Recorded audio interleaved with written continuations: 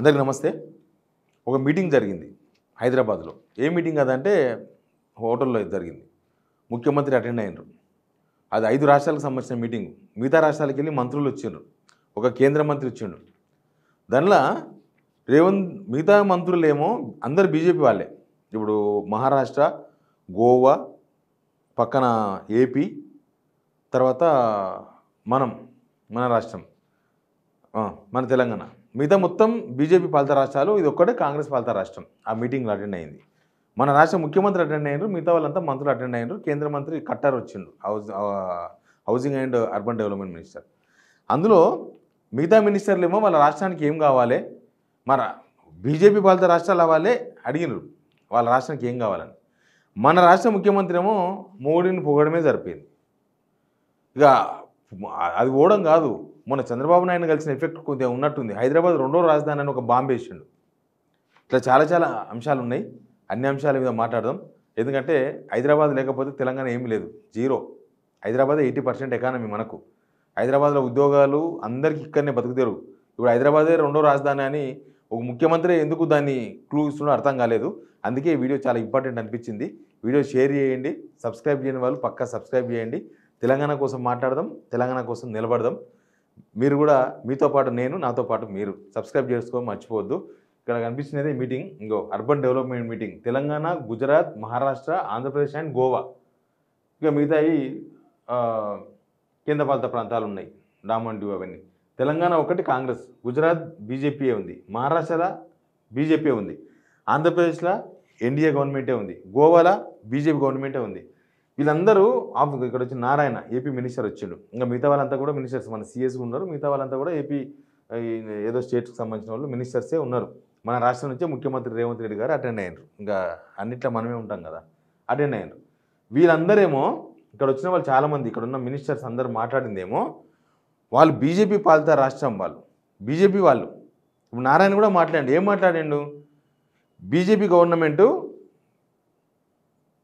బాగా తెలంగాణ ఇండియాను బాగా డెవలప్ చేస్తుంది, ఎకానమీ బాగా మనం 5th ప్లేస్ నుంచి 3rd ప్లేస్కి పోయే ప్రయత్నం చేస్తున్నాము, ఇంకా సహకరించాలి, ఇంకా కేంద్రం నుంచి రాష్ట్రాలకు డబ్బులు అట్లాంటివి వస్తే ఇంకా రాష్ట్రాలు ఈజీగా అర్బన్ డెవలప్మెంట్ ఎక్కువ అవుతుంది కాబట్టి కొద్దిగా అర్బన్ మీద కాన్సన్ట్రేషన్ చేయాలి, అర్బన్లో రోడ్లు కానీ డ్రైనేజీలు కానీ ఇట్లాంటి అన్ని సమస్యలు కేంద్రం దృష్టి పెట్టాలి, అప్పుడు భారతదేశం వికసిత్ భారత్ వైపు పోతామని వాళ్ళు మాట్లాడారు. మరి మనం ఏం మాట్లాడుతున్నాం? మన చీఫ్ మినిస్టర్ ఏం మాట్లాడతాడు? మన చీఫ్ మినిస్టర్ తెలుసు కదా, బడే బాయ్, మోడీ బడే బాయ్. లేకపోతే చిన్నపిల్లలు ఇట్లా మారం చేస్తారు చూడు, ఎప్పుడు నాకు బిస్కెట్లే కావాలి, నాకు బిస్కెట్లే కావాలని, నాకు మూసీయే కావాలి, నాకు మూసే కావాలి, నాకు 4th సిటీకే డబ్బులు కావాలి. మూసీ ప్రక్షాళన చేస్తే ఇబ్బంది లేదు. మూసీ ప్రక్షాళన సుందరీకరణ అని చెప్పి మొత్తం ఓయూ హోటల్ పెట్టాలి, ప్రైవేట్ హోటల్ పెట్టాలని ఆయన కళ ఎప్పటి నుంచో. అదొక పెద్ద ప్రైవేట్ దందా, 150,000 కోట్లతోన. అంటారు కదా, తిన్నికి గంజి లేకపోయినా తాగనికి మీసాలకు సంపంగా నూనె అన్నట్టు. ఈడ బతుకులే కింద మీద అవుతున్నాయి. సరిగా ఉద్యోగాలు లేక, సరిగా డబ్బులు లేక, మార్కెట్లో డబ్బులు లేక ఉద్యోగాలు పోయి అంటే అది కాదు, మనకు మూసి బ్యూటిఫికేషన్ చేస్తూ అంటాడు. అయితే ఒకసారి మీరు వినాలి, వింటేనే అర్థమైంది ఆయన ఏం మాట్లాడుతుండో ఈజీగా మనం అర్థం చేసుకునే అవకాశం ఉంటుంది. దీనిలో బీజేపీ డ్యూయల్ స్టాండ్ కూడా అర్థమైంది మూసీ విషయంలో. ఫస్ట్ రేవంత్ రెడ్డి గారు ఆయన మాట్లాడింది ఒకసారి. और केंद्र सरकार ने अगर साथ नहीं दिए तो हम तरक्की करना इतना आसान नहीं है. जहां पर स्कोप है वहां पर आप एंकरेजमेंट भी करना है. और योर सीनियर हमारे जैसा नौजवान को अब मदद दिए तो हम बड़ा भाई समझ के मोदी जी को हम सीधा सीधा कह दिए, इस देश का प्रधानमंत्री हर मुख्यमंत्री के लिए बड़ा भाई है. तो बड़ा भाई बड़ापन दिखा के हमको मदद दिए तो हम तरक्की कर सकते. 10% इकोनॉमी हम लोग బడే బాయ్. బీజేపీ పాలిత రాష్ట్రం వాళ్ళు వాళ్ళ రాష్ట్రానికి ఏం కావాలో సాదా సీదాగా చెప్పేసిండ్రు. మాకు ఇవి కావాలి, అవి కావాలి, మా దగ్గర ఈ పలానా సిటీస్ ఉన్నాయి, ఈ సెకండ్ ట్రేడ్ సిటీస్ ఉన్నాయి, వాటన్నిటిని మళ్ళీ మనం ఫస్ట్ గ్రేడ్లోకి తీసుకురావాలి, అక్కడ అది కావాలి, ఇది కావాలి. ఆ డెవలప్మెంట్ కోసం కేంద్రం సహకరిస్తున్నది, ఇంకా కొంచెం కాన్సన్ట్రేషన్ చేయాలి. మనోళ్ళు మాత్రం మోడీ బడే బాయ్, మోడీ బడే బాయ్, మోడీ బడే బాయ్, ఆ పార్టీతో మన సాతే. అసలు సెంట్రల్ మీద ఏమైనా ఫైట్ చేస్తారా వీళ్ళు? అసలు మిగతా బీజేపీ ముఖ్యమంత్రులు, బీజేపీ మంత్రులన్నా సెంట్రల్ నుంచి రాకపోతే అప్పుడో ఇప్పుడో కనీసం అసంతృప్తి వ్యక్తం చేస్తున్నారు. మనకు అసంతృప్తే లేదు, సెంట్రల్ నుంచి పైసలు రాకపోయినా అసంతృప్తి లేదు. ఇప్పుడు నిన్న మొన్న పత్తి కొనుగోలు ఆగిపోయినాయి. ఒక్క ఒక ఒక మినిస్టర్ అన్న మాట్లాడినా తుమ్మల నాగేశ్వరరావు అంటాడు ఆ సెంట్రల్ వాళ్ళు పెట్టిన రూల్స్ వల్ల ఇట్లా ఆగిపోయింది అంటే ఎత్తేద్దామా చేతులు? మరి అడగాలగా సెంట్రల్ని మనం, మరి ఎందుకు మీరు రూల్స్ పెట్టినారు, ఎందుకు పత్తి కొనుగోలు ఆగిపోయినాయి, ఎందుకు ఈ రేట్ వస్తుంది, పసుపు ఏంది, పసుపు అసలు ఒక్కరైనా మాట్లాడుతున్నారా? పసుపు బోర్డు వచ్చిందా? ఒక్కరైనా ఈ గవర్నమెంట్లో ఉన్న వాళ్ళు మాట్లాడుతున్నారా? పసుపు బోర్డు ఏమైంది? బోర్డు అంటే కేవలం టేబుల్ అయినా, ఓ టేబుల్ ఒక చైర్ అయినా, దానికి ఏమైనా పైసలు ఇస్తారా? మరి పసుపు ఎందుకు ఎంఎస్పి వస్తలేదు? వచ్చే లాస్ట్ ఇయర్ రాలే కదా ఎంఎస్పి, రాలే. ఎందుకు ఇవన్నీ ఎవరన్నా మాట్లాడుతున్నారా? అసలు సెంట్రల్కి వెళ్ళి ఎన్ని డబ్బులు రావాలి మనకు? ఆ డబ్బులు వచ్చినాయా? సెంట్రల్కి వెళ్ళి ఏం పర్మిషన్లు వచ్చినాయి? ప్రాజెక్టులకు ఆ పర్మిషన్స్ వస్తున్నాయా? పక్కన మహారాష్ట్ర మంత్రులు, కనీసం మహారాష్ట్ర వాళ్ళతో ఏమైనా మాట్లాడినరా తుమ్మిడేటి గురించి? ఏపీ వాళ్ళు బనకచెర్ల అని పేరు మార్చి ఇంకో ప్రాజెక్ట్ రూపంలో సేమ్ ప్రాజెక్ట్ తీసుకొచ్చే ప్రయత్నం చేస్తున్నారు. ఉత్తమ్ కుమార్ చెప్తున్నాడు మినిస్టర్. మరి దాని గురించి ఏమైనా మాట్లాడినరా? కేంద్ర మంత్రి ఉన్నాడు కదా, అవేం మాట్లాడలే. ఇంకా బాంబులు వేసిండు. ఆ బాంబు ఒకసారి వినండి, అది వింటే తెలంగాణ ప్రజలకు నిద్రపట్టదు. तो ये हैदराबाद अंबेडकर खुद ने सेकंड कैपिटल के लिए प्रपोज किया था. मैं ये नहीं कह सकता हूं सेकंड कैपिटल बना दो, मगर इंफ्रास्ट्रक्चर तो वो लेवल पे देना ही पड़ेगा. जितना आप दिल्ली में फोकस कर रहे हैं, जितना आप अहमदाबाद में सबरमती रिवर फ्रंट बनाने के लिए जितना फोकस कर रहे हैं, हमारा मूसी रिवर डेवलपमेंट फ्रंट के लिए भी आपके मदद बहुत जरूरी है. ఇది బాంబు లాంటి వార్తనే.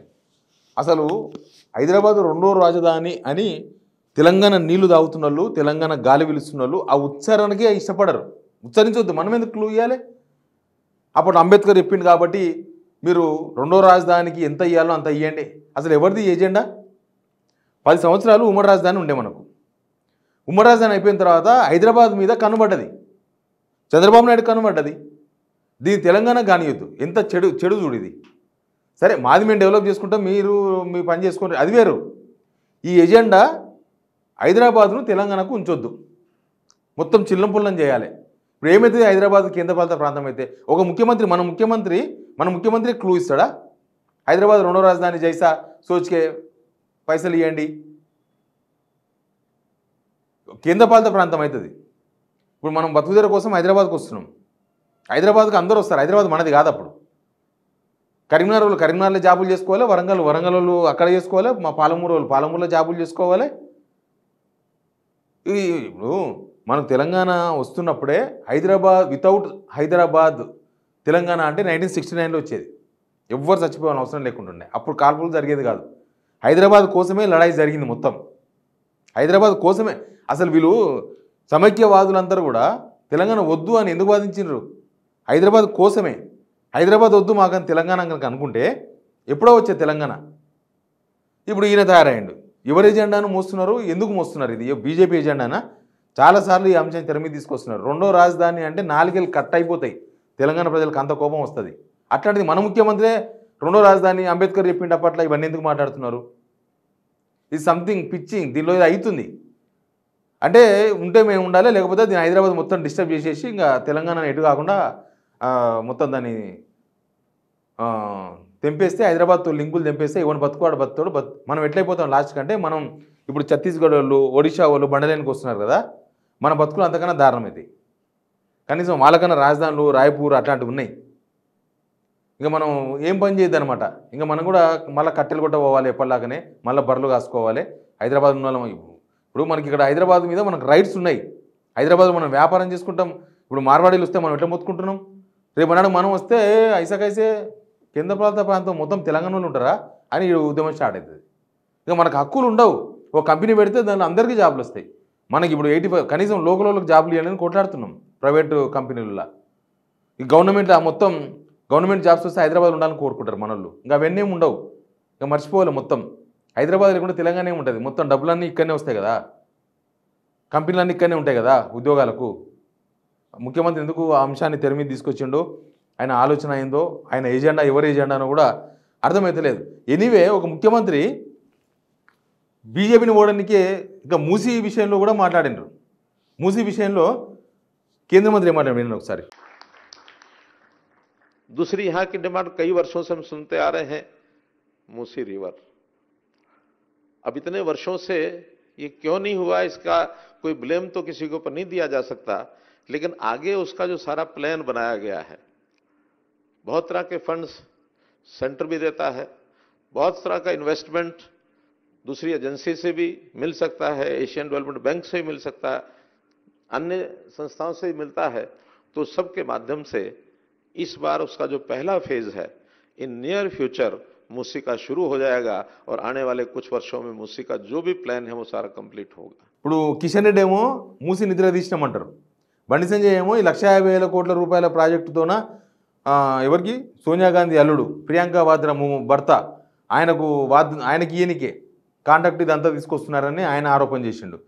రామచంద్రరావు ఏమో మ్యూజిక్ బ్యూటిఫికేషన్ కాదు, మ్యూజిక్ ఓన్లీ ప్రక్షాళన చేసుకోమన్నారు. ఇప్పుడు వరల్డ్ బ్యాంక్ నుంచి డబ్బులు రావాలి 1,50,000 కోట్లు, సెంట్రల్ గవర్నమెంట్ అనుమతి కావాలి. ఇప్పుడు కేంద్ర మంత్రి ఏమన్నాడు, మేము ఓకే ఉన్నాం, మేము సహకరిస్తామని చెప్తున్నాడు. దీనిలో ఎవరెవరు కలిసి డ్రామాలు ఆడుతున్నారు, అసలు వీళ్ళ ఎజెండా ఏందో తెలంగాణ ప్రజలు అర్థం చేసుకోవాల్సిన అవసరం ఉంది. Please subscribe signal TV.